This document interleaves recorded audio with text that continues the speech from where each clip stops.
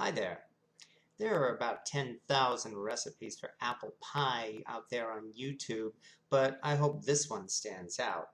It looks a little different because we prepare all of the ingredients by hand without a food processor, and we prepare it in a cast iron skillet rather than a pie plate to give it a rustic, old-fashioned look. And it tastes a little different because we don't smother the apples with spices. We do mix in some cinnamon with the apples, but we don't use nutmeg or ginger or allspice or vanilla. We don't need all that. Instead, we have an apple pie that actually tastes like apples. So, if you'd like to watch and maybe try something a little different, let's do some cooking magic. The part of this recipe that requires the most work, of course, is preparing the apples. We're using 8 apples here of a medium to large size. Granny Smith apples are traditional and they work great, though I also like Braeburn and Fuji apples in my pie for the taste. Don't use Red Delicious apples because they'll become soft and dissolve when the pie bakes.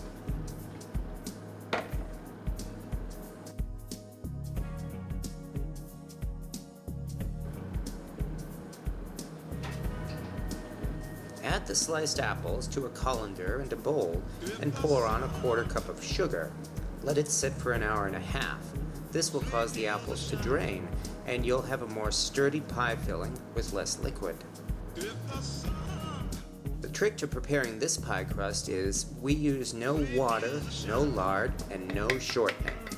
Instead of water, we use alcohol to form the dough. Vodka is a good alcohol to use because it doesn't leave any taste, or you could use a fruit-based alcohol such as Applejack brandy.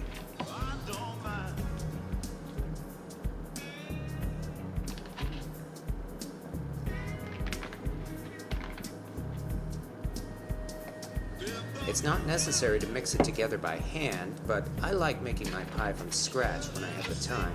It's very relaxing, and I use my cooking as a form of meditation to relieve stress and bring myself to a proper state of mind. Give it a try sometime. Almost forgot to add a secret ingredient, a touch of ground cardamom to give it more flavor. Now we add our alcohol and stir it together to make the dough.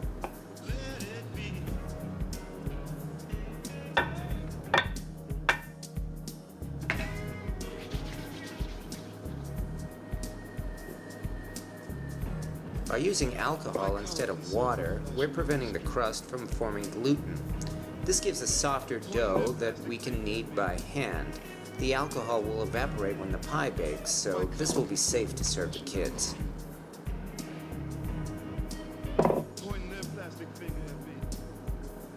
Separate the dough into 2 halves and put one in the refrigerator for now. We'll be using the second one to shape in our pan. Most recipes for apple pie use a glass pie plate, but here we're using an antique cast iron skillet. This iron pan dates back to the year 1905, and it's more than 100 years old. After greasing the pan, we press the dough into the pan and shape it.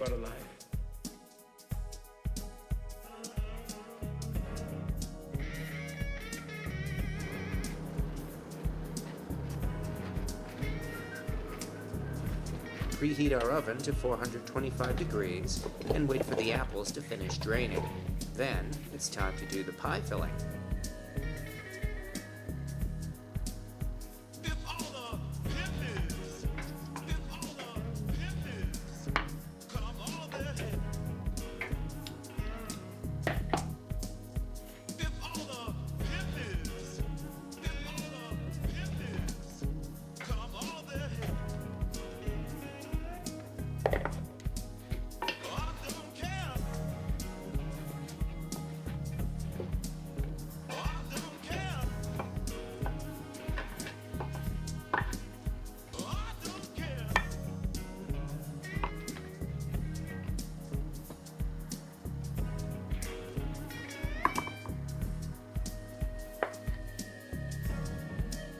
White-collar conservative flashing down the street, pointing their And from here, we simply prepare our top crust. White-collar conservative flashing down the street. Plastic finger at me.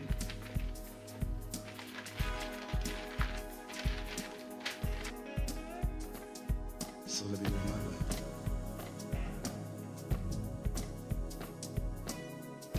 Do I want to? So let me live my life.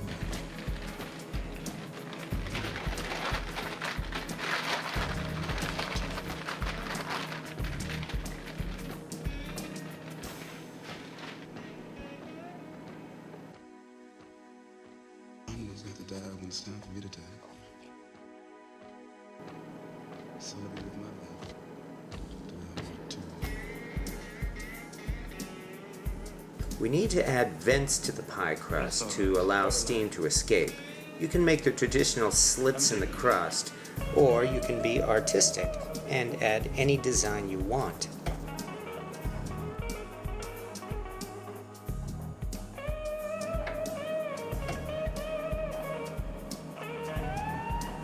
Finally, take the drained apple juice and add an egg, cream, and sugar to make an egg wash for the top of the pie.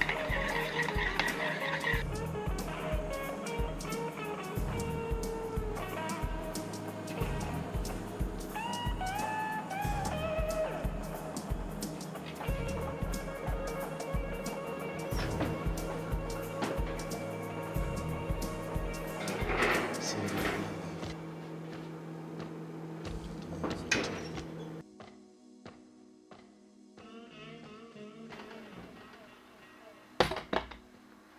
And here is our finished apple pie.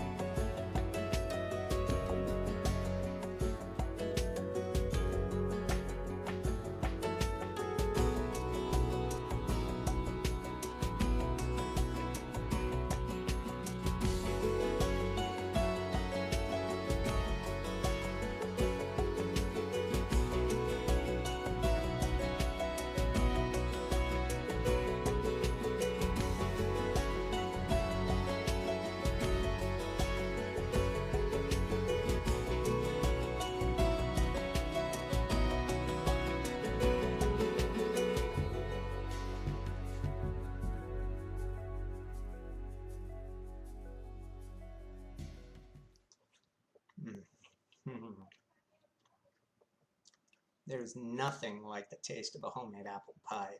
Nothing you could get in the store comes anywhere close to this. And what's more, there's the sense of knowing you created this yourself and you put something of yourself into it. And just wait until you serve this to kids. That, my friends, is a feeling unlike any other, or as I like to call it, cooking magic. Thank you for watching.